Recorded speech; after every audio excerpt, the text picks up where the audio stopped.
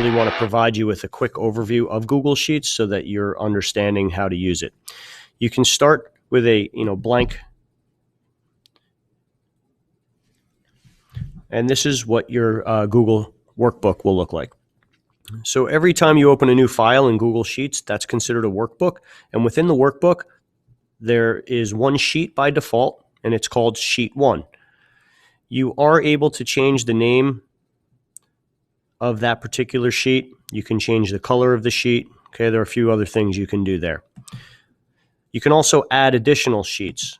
So sometimes you're working on one project, but you'll need multiple data tables or charts that you might want to include. So you can click the plus button to add a sheet, and then you'll have a second sheet.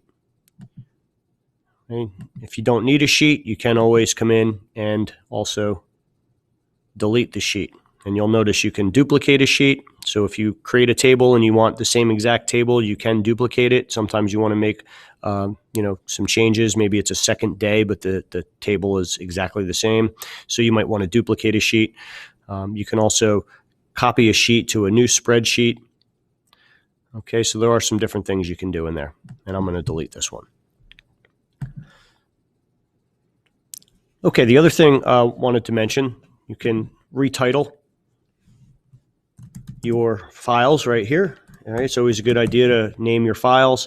For school purposes, I usually encourage you to put a period number in front of the file name and give it a project name. So, if this was a science table for some reason, you might want to give it a project name. Okay, so if it was like a hurricane project, you might say hurricane table or something along those lines. And then usually I'll put another minus sign in there, and then your last name.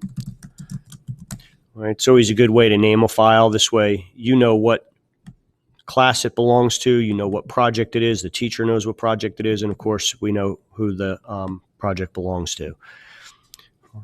You can also move these within your drive by clicking on the folder. I'm not sure if you know this. This is a good way to move files. So it automatically then will access your drive, and then you might have maybe a class called math, and you might want to put it in your math folder, and then you can just move it like that. Okay. If that's not where you want it, you can always move it again right from there. So you don't actually have to open Google Drive. Right from within the file, you can move your files around in your drive without actually opening up Google Drive. Okay, so there's that. Okay, if you need to create a new folder for some reason, you can even do that right here within the file itself, again, without having to open up Google Drive and do it separately. Okay, so if this was supposed to be a science folder instead, you could do that. You can click the Create Folder checkbox, and then you can move the file there. All right, a couple other quick things. You'll notice there's a pull-down menu, just like many of the other G Suite applications that we use. And underneath each pull-down menu, you'll see a variety of different commands. Okay, there's a lot in this program. This is a very, very complex program, but it is fairly simple to use, at least some of the basic tools that we're going to be using for our projects in class. Okay. And in addition to the pull-down menus, there's also icons. And if you're trying to figure out what any of those little icons mean, if you hover over them, they will tell you exactly what those are. And notice that if there's ever a little arrow next to one of these, if you click the arrow, okay, it will open up a bunch of different related commands. Okay, and there are a few of those. Here's another one, vertical align, right? You can center align or middle align. You can bottom align. Here's another one, text wrapping. Within text wrapping, there's a couple of different options for overflow, wrap, and clip. Okay, so take note to those.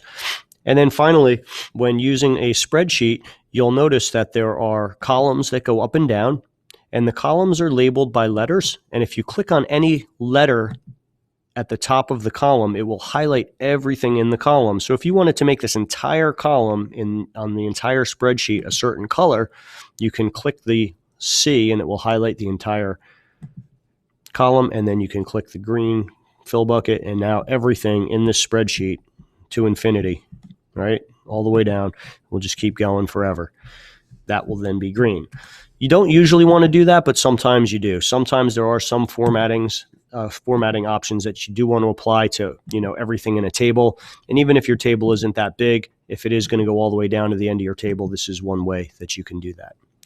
Okay, the same happens for rows, except rows are not lettered, they're numbered. Okay, row 3, row 5, row 7, and that highlights everything across.